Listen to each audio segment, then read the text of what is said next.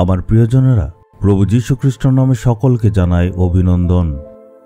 আপনি কি প্রভুতে আনন্দিত আছেন? এই নাগাসাকি শহরকে আপনারা দেখছেন কত সবুজ, কিন্তু ইতিহাসে যে জিনিসটা আমরা জেনেছি সেটা হচ্ছে হিরোশিমা আর নাগাসাকি এই দুটো শহরের উপর আক্রমণ হয়েছিল পরমাণু বোমা দিয়ে, আর এর জন্য এই দুটো শহর সম্পূর্ণভাবে ধ্বংস হয়ে গিয়েছিল।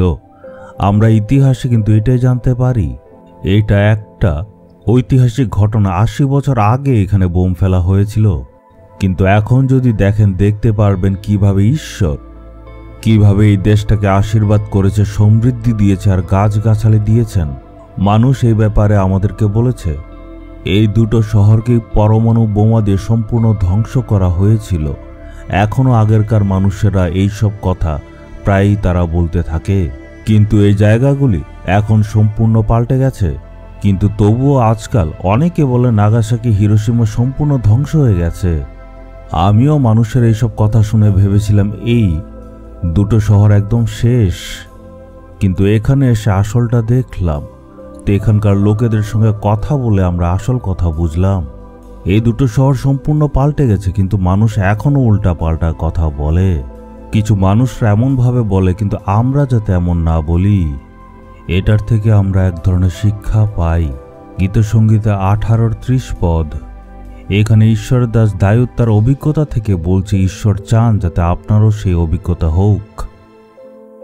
আমি সদাপ্রভুকে ডাকলাম যিনি প্রশংসার যোগ্য, এবং আমি শত্রুদের হাত থেকে উদ্ধার পেয়েছি।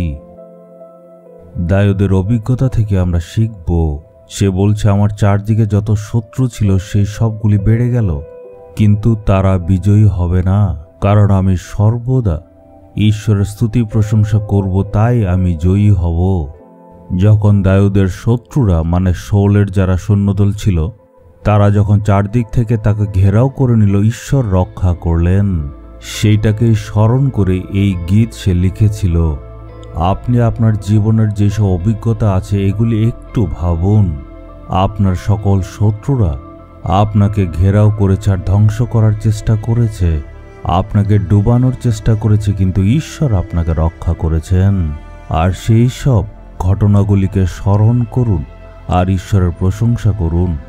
সকল বিপদ থেকে ঈশ্বর আপনাকে রক্ষা করেছেন। ঈশ্বরকে আপনার ধন্যবাদ দিতে হবে। আপনি যখন নিয়মিত ঈশ্বরের প্রশংসা করেন কি হবে?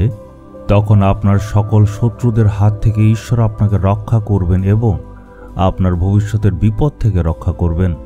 আপনি যেই জায়গাতে কাজ করছেন সেখানে হয়তো লোকেরা আপনাকে হিংসা করে, ক্ষতি করার চেষ্টা করছে, সেবা কাজে অনেকে ক্ষতি করার চেষ্টা করে। আপনি যখন আশীর্বাদের জীবনযাপন করবেন মানুষ কিন্তু হিংসা করবে। আপনি যদি ছাত্র হয়ে থাকেন আর ভালোভাবে পড়াশোনা করছেন মানুষ হিংসা করবেই। আমরা এমনই পৃথিবীতে থাকি, এই জন্য আমাদের বিরুদ্ধে অনেক শত্রুরা কাজ করে। শয়তান এইভাবে আমাদের বিরুদ্ধে নানা রকম কাজ করার চেষ্টা করে। চোখে দেখেন এমন শত্রু, চোখে দেখেন না এমন শত্রু, এই সব রকম শত্রুর হাত থেকে ঈশ্বর রক্ষা করেছেন। ঈশ্বর যে আমাদেরকে সুরক্ষা দান করেছেন তার জন্য উনার প্রশংসা করুন।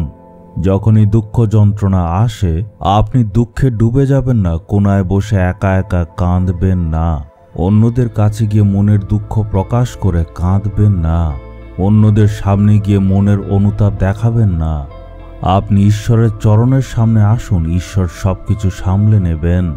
আজ আপনি হয়তো অনেক সমস্যাতে আছেন, প্রার্থনা করি, হে প্রভু এতদিন রক্ষা করেছেন, সকল বিপদ থেকে আপনি আমাদেরকে বাঁচিয়েছেন আর ভবিষ্যতের সকল বিপদ থেকে রক্ষা করবেন, তাই আমি আপনার স্তুতি প্রশংসা করি, যিশুর নামে চাইলাম। Amen, amen.